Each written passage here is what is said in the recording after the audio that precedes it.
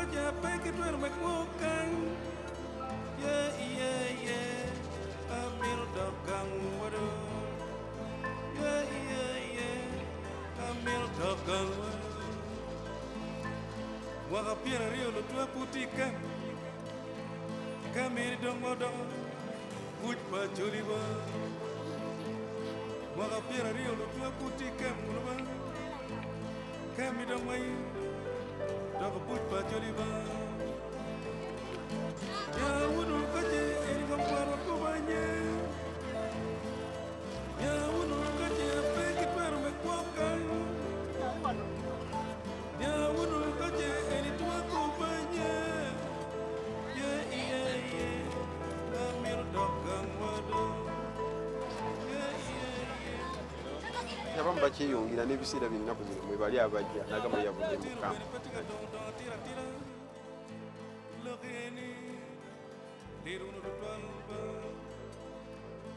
Tira bene pekilo tirwa. Kuri logene. Leduba.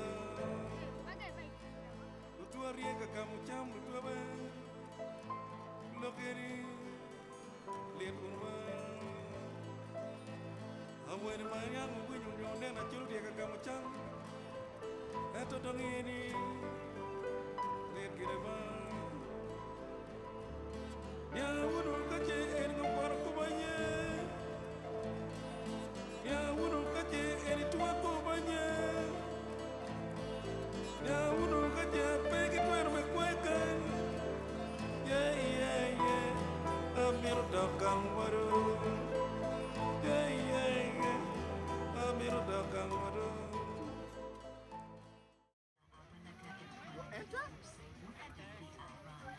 Twaliza wamu okulaba nga zooni zino ezindiraanye zooni ziri 5 wano tulina abantu abasukka mu mitwalo 4.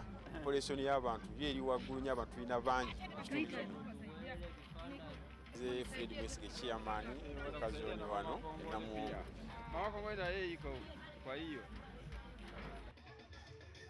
Kuba kati nze nazaalibwa wano e Namuwongo ne nkulira wano paka kati ebiseera bino wendi. Okusooka eno abantu waliyo abantu edda nga baali balinayo amataka gakkiriranga okuva eri emuyenga nga gakkirira paka eno wansi. Kakati awamu baali balimire nga balinayo ensuku. Kati ebiseera pulojekiti bwe yajja ey'okuzimba amayumba wano mu Namuwongo mu mwaka gw'ekyenda, kati abamu waliyo ennyumba ntono, kati abamu ne beeyongera okuzimba eno wansi nga bava wali sayidi zeri waggulu nga ennyumba zitandise okujja eri.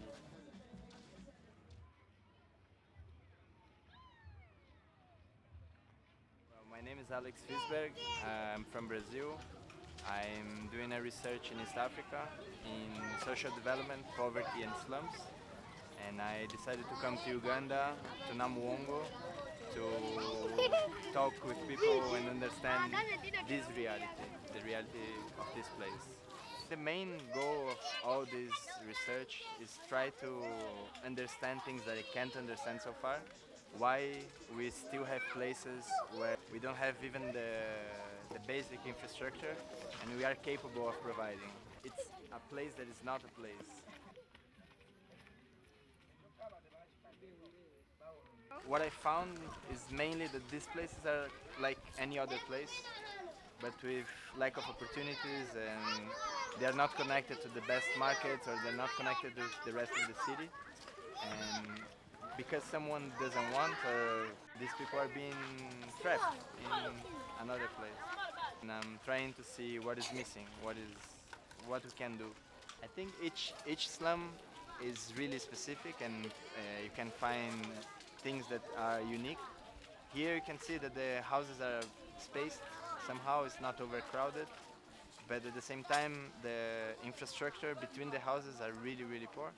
The sewage is open and there's a lot of garbage in the streets.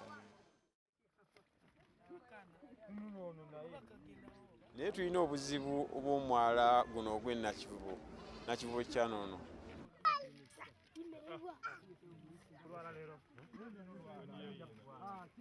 yajja n'azibikira eno gy'aviira gy'alaga eno okuva eri mu kibuga. Kati obuzibu ng'omuntu bw'aba agenzeeyo agwamu, kati ogeza tulina abantu bakafiiramu mu mwaka guno abantu 6, nejuzi omulambo omulala twaguggyeyo, nejuzi omulambo gw'omusajja twaguggyeyo, waliyo n'omulambo gw'omwana wa mukyala Erika Jamira wano juzi naye yafa ne tumujja, ne wabaawo n'omwana omulala wano omwana wa Komako ekyawo naye yafiirayo, baba bagenze kweyambayo ne bafiira mu kakati ng'obuzibu obuliwo.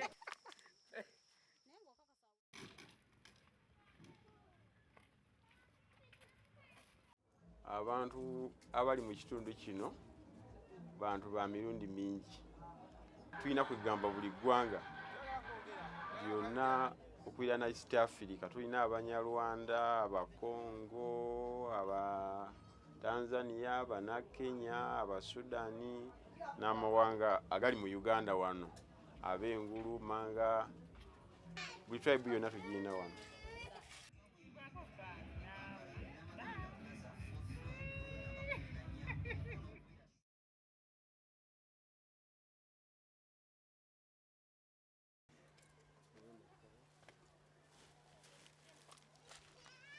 Wano wamuganda yafa nokuweringa namalo n'okutunda ettaka sirina gyendi ate ono omufu naye yafa.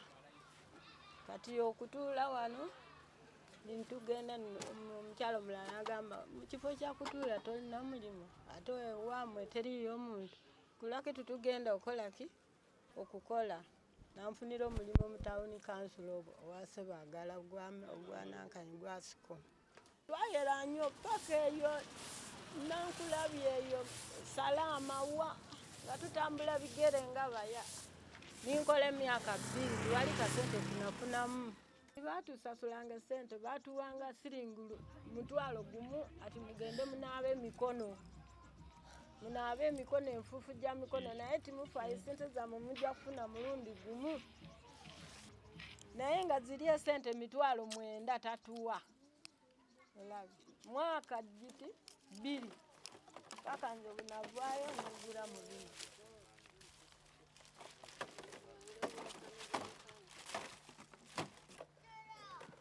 Kati omwana wange omulala omuwala naye yawula dda simanyiko gyali nandekera omwana era nakula. N'omulenzi wange naye omwana nandekera omwana yafa mu maazi omwo nga ntudde wano amayumba gonna gaagwa ndi awo wendi wali kyakukola.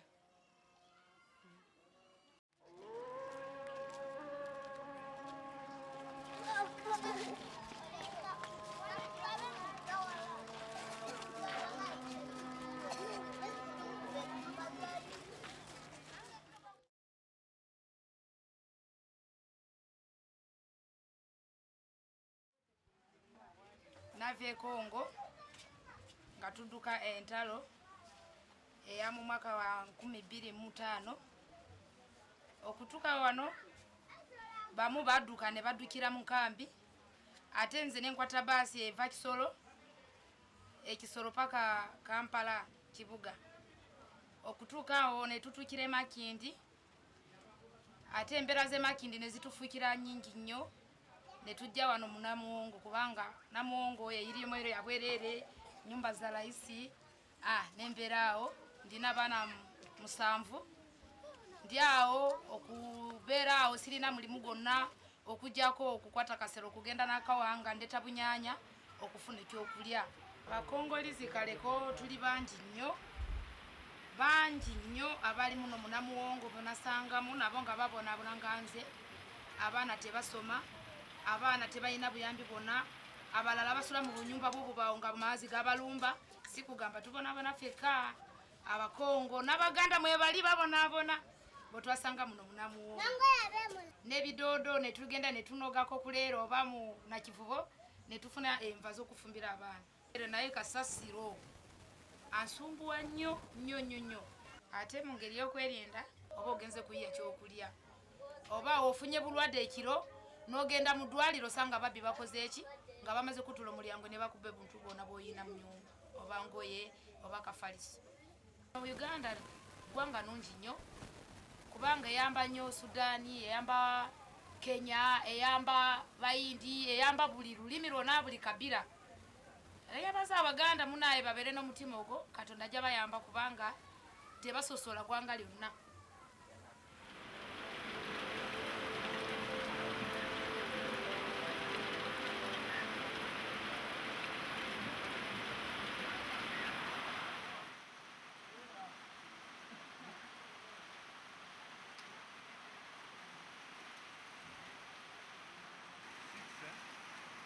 I think people living in slums are just like any other people around the city, and the opportunities and the skills that you can build from here are the same. You just need to connect these people with the right opportunities and the right markets, and actually dig inside of each of the slums and understand the particularities of each of the places you're going, and start from scratch, like from zero. Don't assume in a lot of stuff, but really investigating with the people who lives here.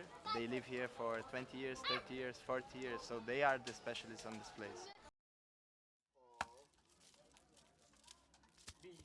Si, George, Oduch George.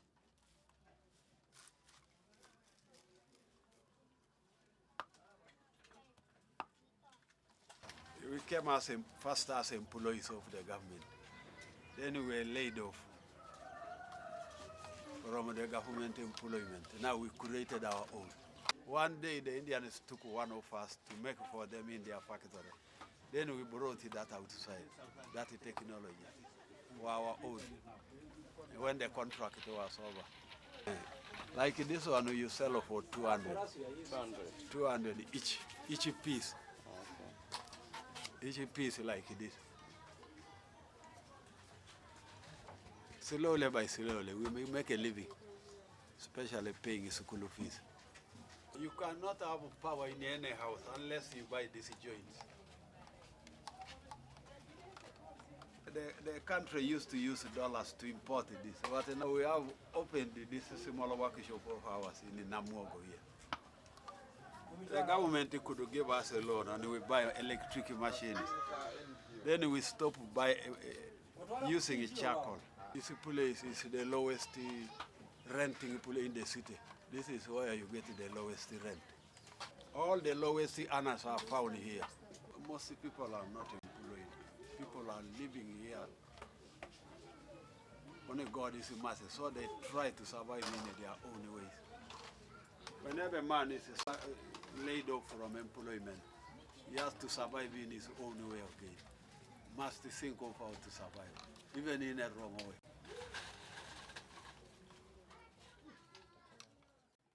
Banakenya bamakanika bakanika rediyo, motoka zino bazifuwa langi, biki ebyo bo bamakanika. Ate Congo Abanyarwanda n'Abatanzania abamu ate bo bali mu bitongole bino ebya security ebyo nga boolaba era kyobula abantu abasinga obungi wano gye bava eno Namuwongo okugenda mu kibuga okukola. Bakazi batera okukola omwingi, abasajja ne babeera mu biri ebyokukuuma nga bwe nkugambye. Osanga nga abakazi bali mu malwa, bali mu mabaala, bali mu kufumba.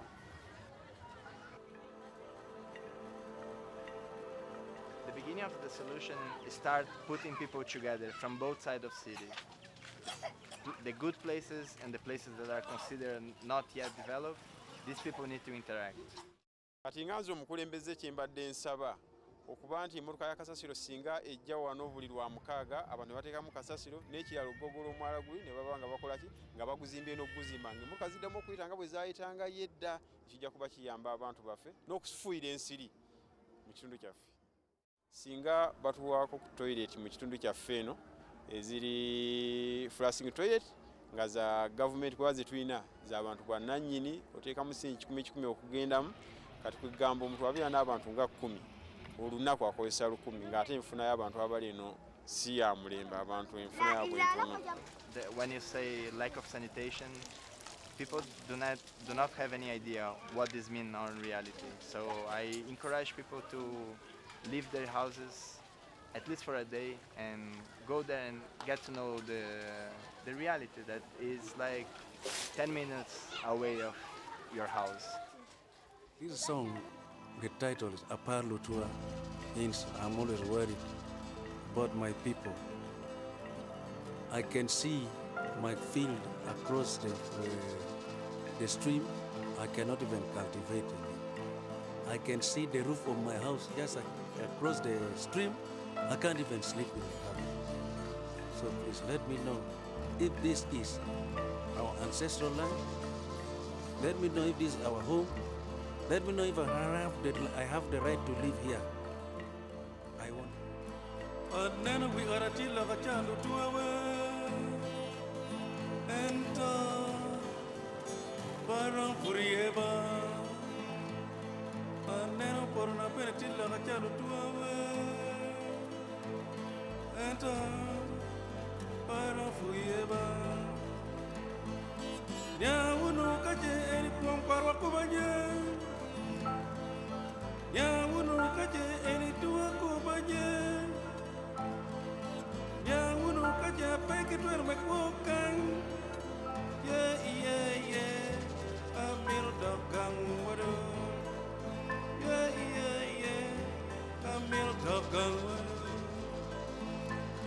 Waka piera rio lo tua putika Kamiri dongo dongo Uj pa choliba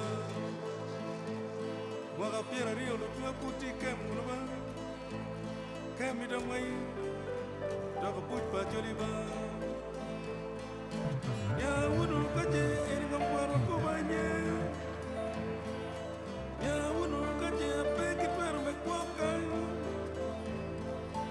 Ya wunu kaje eri tua kubanye Yeah, yeah, yeah Amir dokang wado Yeah, yeah, yeah Amir dokang wado Kotiro bene petika don don tira tira Everybody here is hope to be, if we're shooting him, he hope that he's going to be seen on the television on that program of Agatariko Mfufu. So that's why people are excited.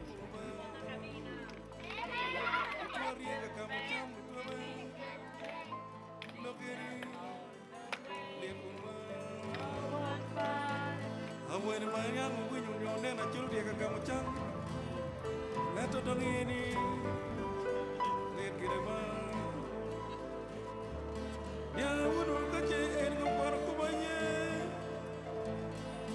Ya wunu kaje eri tua kubanye Ya wunu kaje pegi tuero mekwekan Yeah, yeah, yeah Amir dokang wadu Yeah, yeah, yeah Amir dokang wadu Huri beri mwengi wawo Loki litma Tua we Her la kwak jambe ni nong weng mach kagan Look yeni It wunu ba Gay mam yeno ki nyom keri nyom ki kony dano Gay weng bene Ki choko wak weng ba